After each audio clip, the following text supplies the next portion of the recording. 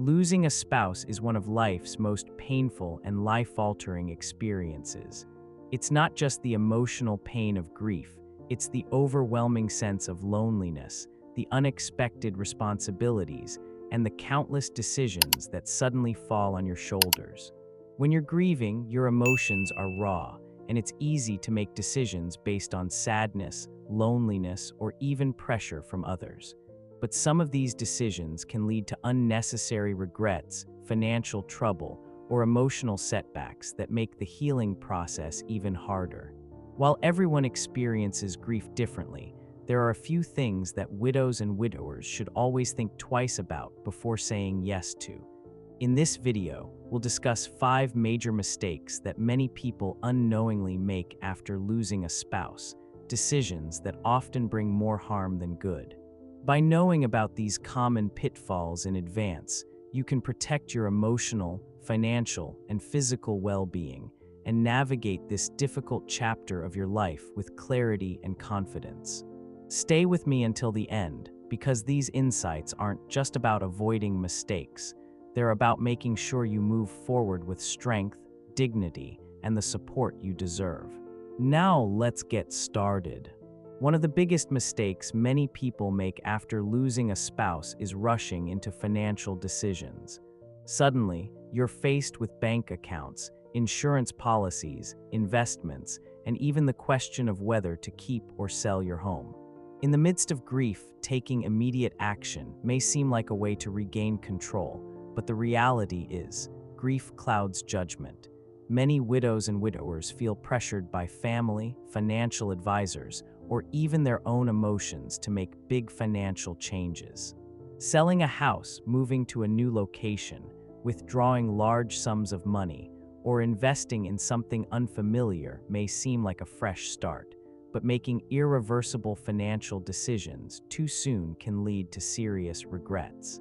Financial experts often recommend the 1-year rule, which means waiting at least 12 months before making any major financial decisions. This allows time for the initial shock of grief to pass, so you can think clearly about what's truly best for your future. Take Margaret, a 74-year-old widow. After her husband passed, everyone told her to sell her home and downsize immediately. It made sense at the time: less space to maintain, lower expenses, and a fresh start.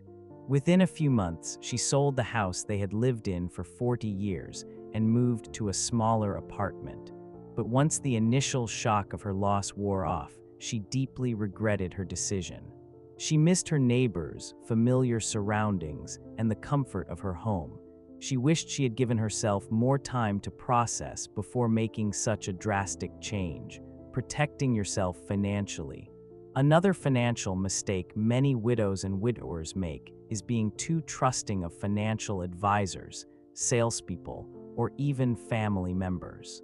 Unfortunately, many newly widowed individuals become targets for financial predators, people who see vulnerability as an opportunity. Be cautious of unsolicited investment opportunities, high-pressure sales tactics, requests from family members for financial help. Even if someone has good intentions, they may not fully understand your long-term financial needs. Always take your time and consult with a trusted financial professional before making any big financial moves.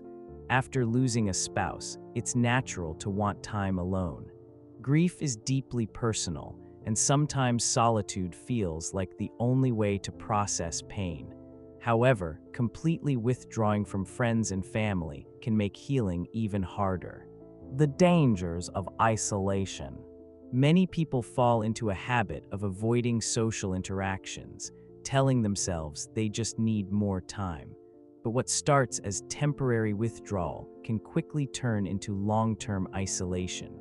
Studies show that prolonged social isolation can increase feelings of depression and anxiety, weaken the immune system, raise blood pressure, shorten life expectancy. Take Walter, a 78-year-old widower. When his wife of 52 years passed away, He stopped answering phone calls, skipped family gatherings, and rarely left the house. At first, he thought he was just giving himself time to grieve. But as the months passed, his loneliness deepened. His energy dropped, his appetite changed, and his days blurred together. It wasn't until a neighbor invited him for coffee that something shifted. That one visit turned into a weekly habit. Soon, he found himself reconnecting with old friends. The more he engaged with others, the lighter he felt, not because the pain disappeared, but because he realized he wasn't alone. How to stay connected, even if you don't feel like it. If you're grieving, social interaction may feel draining, but staying connected in small ways can help prevent deep loneliness. Answer a phone call, even if just for a few minutes. Take a short walk with a friend. Join a grief support group or online community. You don't have to force yourself into big social situations before you're ready. But staying connected, even in small ways, can help you move forward. Grief is exhausting, and it's easy to put your health on the back burner when you're grieving. You may skip meals, stop exercising, or ignore medical checkups, but neglecting your health only makes recovery harder. The effects of grief on health. Grief takes a serious toll on the body. Studies show that losing a spouse can weaken the immune system, increase the risk of heart problems, disrupt sleep patterns, lead to cognitive decline. Take James, 81 years old. After his wife passed, he stopped cooking meals for himself. He lost his appetite, so he just ate whatever was quick and easy. Within a few months, he felt constantly fatigued and weak. His daughter noticed the change and encouraged him to start eating regular, nutritious meals again.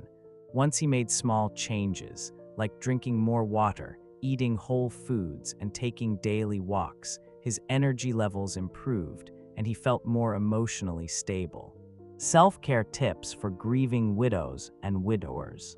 Eat balanced meals, even if you don't feel like eating. Stay hydrated, drink plenty of water. Get daily movement, even a short walk helps. Schedule medical checkups. Your spouse would want you to take care of yourself. Losing a spouse is one of life's most difficult transitions, and grief doesn't come with a timeline.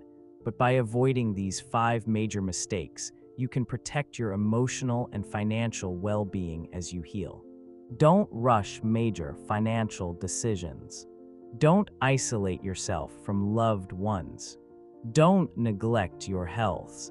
Don't rush into a new relationship. Don't hold on to every possession without allowing for healing.